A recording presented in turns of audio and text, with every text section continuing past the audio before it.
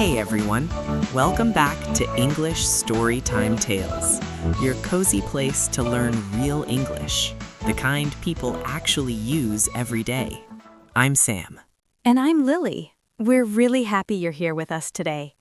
You might be listening while walking or sitting quietly with a cup of tea, or maybe lying in bed, just letting English wash over you. Yeah, one earphone in, the world on pause for a moment. And before we start, let me ask you something. Have you ever felt like you studied English for years, but people still don't speak the way your book taught you? Oh, yes. You understand the words, but something feels missing. Like English is happening, but not exactly the English you learned. Exactly. Today, we're talking about the English you were never really taught, but everyone uses every single day. The English between the lines. The English that sounds small, but changes everything. Yes. And before we go deeper, a small favor. If you enjoy learning English like this, please like this episode, subscribe to English Storytime Tales, and share it with a friend who's also learning English. Because when you share, you're not just helping us, you're saving someone from very awkward conversations. So true. And if you stay with us until the end, we have a small challenge for you. Nothing scary, just something that can change how you feel about English. So let's begin. So Sam, can I tell you something funny? Of course. So yesterday, someone asked me, "How are you?" And I said, "I'm fine." But I wasn't really fine. Classic English. Because I'm fine doesn't always mean I'm fine. Sometimes it means I'm tired. Sometimes it means I don't want to explain. And sometimes it means, "Please don't ask me more questions." Exactly. This is where real English lives. Not in long grammar rules, in short, comfortable human phrases. And if you ever felt, "Why didn't anyone teach me this?" please know you're not late. You're right on time.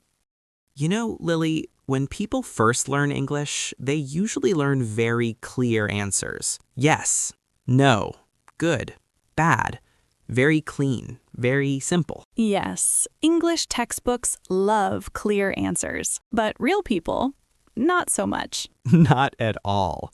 Let me give you a very normal example.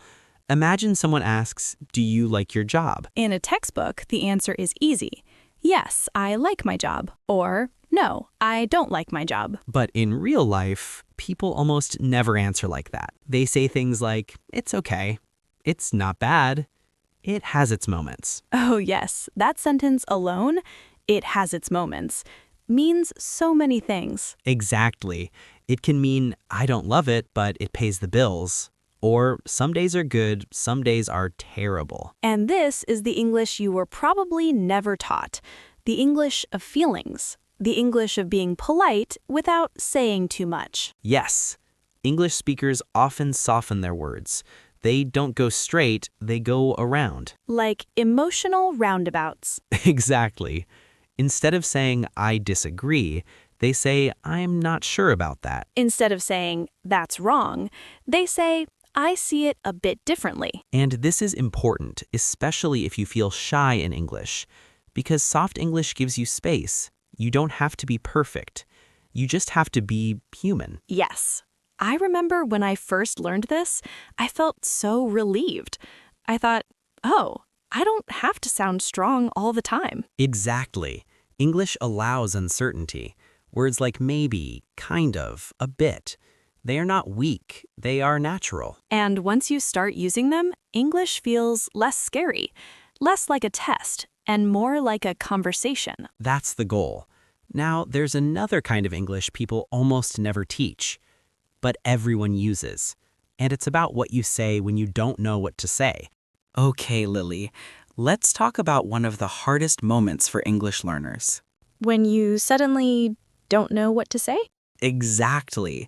That moment when your brain goes quiet or too loud. Yes. You understand the question, but the words don't come. Most learners think, oh no, I must speak now. But real English speakers, they pause. They pause a lot. Yes, they say things like, let me think. That's a good question. And those sentences buy you time. Exactly. They are not empty. They are social tools. Like emotional breathing space. That's a great way to say it. I remember my first time in a real English meeting.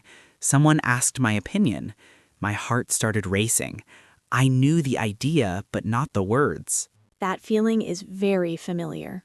Instead of forcing an answer, I said, let me think for a second. Nobody was angry. Nobody rushed me.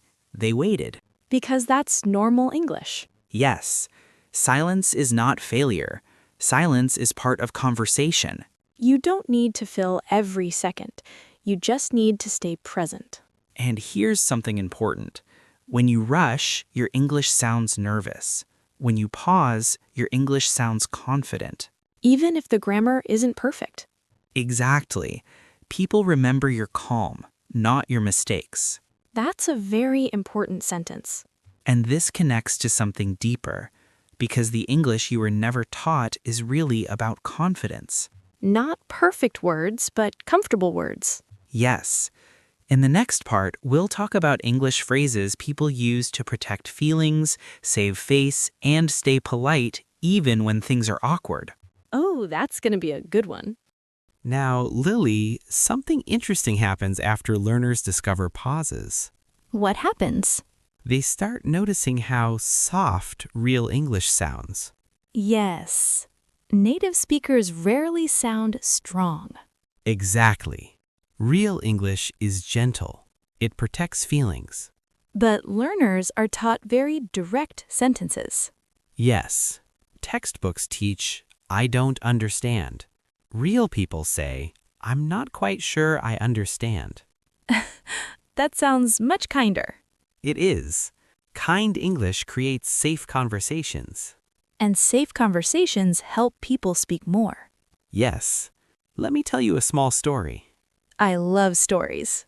I once worked with someone learning English. Very smart, but very quiet. Because they were afraid to sound rude? Yes. They only knew strong English. Yes. No. That's wrong. That can feel dangerous in real life. Exactly. So we practiced soft phrases. Maybe. I think so. I could be wrong, but Those phrases feel safe. yes. Soft English is not weak English. It's social English. It helps you belong. Beautifully said. And once you learn this, something changes. You stop sounding like a textbook and start sounding human. That's the goal. Now, Lily, let's talk about something many learners avoid. Disagreeing? Yes, because disagreement feels scary in English. People worry they'll sound rude. Exactly. Textbooks often teach, I don't agree. But real life, people soften it. How? They say, I see your point. I get what you mean. But I feel a bit differently. That feels much safer. Yes. You're not attacking. You're sharing. It keeps the conversation open. Exactly. I remember my first time disagreeing at work in English. How did it go? My heart was racing. I wanted to say no, but instead I said, I might be mistaken, but here's another idea. That sounds professional. Yes. Nobody felt threatened. The room stayed calm. It's so soft. English protects relationships. Exactly. English isn't only about truth, it's about timing and tone. English has feelings too. Yes, it does. And there's another place this matters a lot. When things go wrong. Oh yes, awkward moments. Exactly. Okay, Lily, let's talk about the moments everyone fears. When something goes wrong? Yes. Mistakes. Misunderstandings. Awkward silence. Those moments make people freeze. Exactly. But real English has safety phrases. Safety phrases? Yes. Instead of sorry, people say, sorry about that. Oops, my mistake. Let me fix that. Those feel human. Exactly. They don't stop the conversation, they save it. It's like saying, I'm still here. Yes. I once ordered coffee in English abroad. Oh no. I asked for something completely wrong. The barista looked confused. Instead of panicking, I said, "Oh, sorry, I meant this." And everything was okay. Yes. Nobody laughed, nobody judged, because mistakes are normal. Especially in real English. Exactly. People care more about your attitude than your grammar. That's comforting. It should be. So today we learned something important. Real English is soft. Real English is flexible. And real English gives you space to breathe. That makes learning feel lighter. And in the next part, we'll go even deeper. We'll talk about English people use to connect, not impress. I can't wait. You know, Lily, there's a kind of English that never appears in textbooks. The English that feels human? Exactly. It's the English people use to connect, not to sound smart, not to be perfect, but to feel close. That kind of English feels safer. Yes. Most learners think English is about grammar, but real-life English is about feelings. Feelings? Yes. How you show interest, how you show kindness, how you show you're listening. I noticed that native speakers say very simple things. Yes. They say things like, "Oh, really? That makes sense. I get what you mean." Those are so simple. Yes. But they are powerful. They say, "I'm here with you. I'm listening. I care." So English isn't always about long sentences. Exactly. Sometimes the shorter the sentence, the warmer it feels. Can you give an example? Sure. Imagine someone tells you, "I had a hard day." Okay. A textbook answer might be, "I am sorry to hear that. I hope things improve." That sounds correct. But real English often sounds like, "Oh no, that's rough. Do you want to talk about it?" That feels closer. Yes. Connection English uses empathy words, not perfect grammar. That takes pressure off. It should. You don't need to impress people. You just need to respond. Sponding feels easier than performing. Exactly. And that's why real English sounds relaxed. In the next part, we'll talk about small talk, the kind people use every single day. The English everyone uses without thinking? Exactly. So, Lily, let's talk about small talk. Ah, yes. The conversations that feel small but somehow decide everything. Exactly. Small talk is not useless. It's how people test safety. Safety? Yes, people don't jump into deep topics. They start small. Weather, coffee, work. Ah, the classic topics. Yes, but here's the secret. Small talk is not about topics. It's about energy. Energy? Yes, you can say one sentence and people feel relaxed or tense. That explains why some conversations feel awkward even with correct English. Exactly. Let's take a very common situation. You're in an elevator with a coworker. Oh no. Yes, the elevator test. You don't need a speech. You can say, "Long day? Busy morning? This weather is something else." Those don't feel scary. They shouldn't. Small talk English is safe English. No pressure, no deep opinions. What if I don't know how to continue? Great question. This is where echo phrases help. Echo phrases? Yes, if someone says, "I'm really tired today," you can say, "Tired? Yeah, it's been one of those days." So I don't need new ideas. Exactly. You borrow the moment. And this is real English. And in the next chunk, we'll talk about something even deeper. what people say when they don't know what to say. Oh, that happens a lot. Exactly. Okay, Lily, now let's talk about one of the most common moments English learners face. The blank mind moment? Yes, that moment when your brain suddenly says, I have nothing. Oh, wow. That happens to me all the time. And that's okay. First, let's normalize it. Native speakers freeze too, Really? all the time. You've seen it. Someone says, let me think. They're not stupid, they're thinking. Exactly. The problem is not silence. The problem is panic. So silence is allowed? Yes, silence is human. You don't need to fill it with perfect English. You just need a bridge. A bridge? Yes, when your mind is blank, you can say, let me think for a second. That's a good question. I'm not sure how to say this yet. Those feel safe. They are. They buy you time. They keep the conversation alive. I always thought I had to answer immediately. No, you're allowed to think. You're allowed to pause. That doesn't make you weak. It makes you real. That takes pressure off.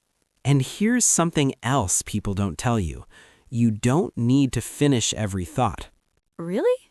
Yes, you can say, you know what I mean? Something like that. It's hard to explain. Native speakers say that a lot. Exactly. Teacher tone, these phrases lower expectations. They invite understanding. So if your mind goes blank, remember this. Pause, breathe, use a bridge. You don't need perfect English. You just need human English. And in the next part, we'll bring everything together. Confidence, connection, and one simple habit you can practice today. I think listeners will really need that. Me too.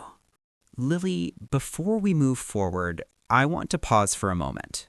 Okay, this feels like an important pause. Because the English people use every day is not the English most learners study. Yes, that's so true. Most textbooks teach English like a school subject, but real English is emotional. It's unfinished. It's messy. And it's deeply human. That explains why perfect sentences often sound strange. Exactly. Let me give you a simple example. A textbook teaches, I do not understand. But real life sounds like, sorry? Wait, what? I'm lost. Those are the sentences people actually say. Yes, and learners are often afraid to use them because they think short English means bad English. I used to feel that, like I had to speak more to sound smarter. Most learners feel that way. But in real conversations, clarity matters more than length, and comfort matters more than grammar. So when someone says, yeah, kinda, that's real English? Very real. Kinda means a little or not completely, and people use it constantly. Nobody taught me that in class. That's why this episode exists. Because you don't need advanced English to sound natural. You need useful English. English that helps you survive real life. Exactly. In this part, we're going to slow down real moments. Moments where people don't speak perfectly, but they connect. Like daily situations? Yes, at work, with friends, and in uncomfortable moments. Those are the hardest ones. Yes, and those are the ones that change everything. Let's start with a moment everyone knows. That awkward silence when you don't understand but don't want to look stupid. Oh, that moment. That moment when you don't understand is where most learners freeze. Yes, your mind goes blank. Even simple words disappear. And that's not because your English is bad. It's because your brain goes into protection mode. Protection mode? Yes, your brain thinks danger, embarrassment, stay safe. So it shuts down words. That makes so much sense. I always thought something was wrong with me. Nothing is wrong with you. You just weren't taught what to say in that moment. So, what should we say? Let's start very small. Real English is often short. For example, sorry, Just that? just that. You don't need a full sentence. Native speakers say this all the time. That already feels easier. Here are a few more. Can you say that again? Just a second. I missed that part. They all sound normal. Because they are. Real English is about flow, not perfection. I used to think I had to understand everything the first time. No one does. Even native speakers say, wait, what? All the time.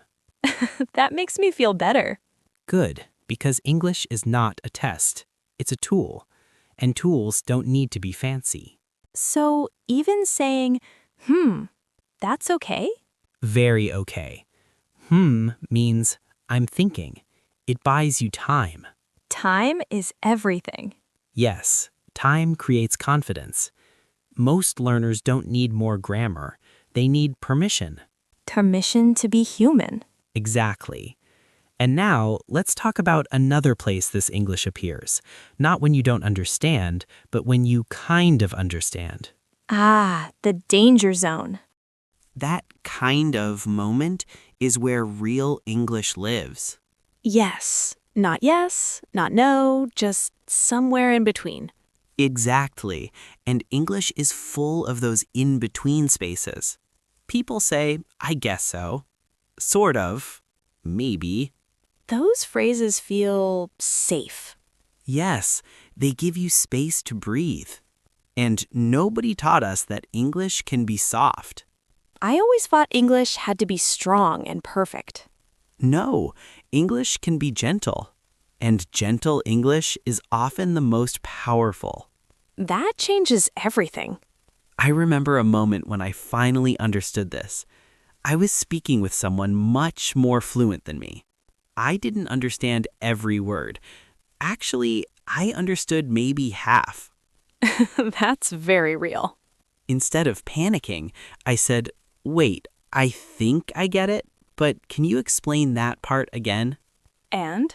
They smiled. They slowed down. They helped. Because real communication is cooperation. Not competition. Yes, English is not about showing how smart you are. It's about understanding and being understood. That takes so much pressure away. Good, because pressure kills confidence. And confidence grows in safe spaces. Like this podcast. Exactly. That's why we're here. Now, before we finish, we promised you something. Yes, a small challenge. Nothing scary, nothing perfect. Just real English. Here's your challenge for today. Stand in front of a mirror Or sit somewhere quiet and say one simple sentence. I'm learning English, and that's okay. That's it. No grammar test, no judgment. Just showing up. And if you feel ready, write one sentence in English in the comments. It can be short. We read every comment. Yes, your words matter here. If this episode helped you, please subscribe to English Storytime Tales. Like this episode and share it with one friend who is learning English. You never know. This might be exactly what they need today. And we want to hear from you. What topic should we talk about next? Your idea could become our next episode. Thank you for spending this time with us. Take care of your English and take care of yourself. Have a good day. Bye, everyone. Bye, Lily.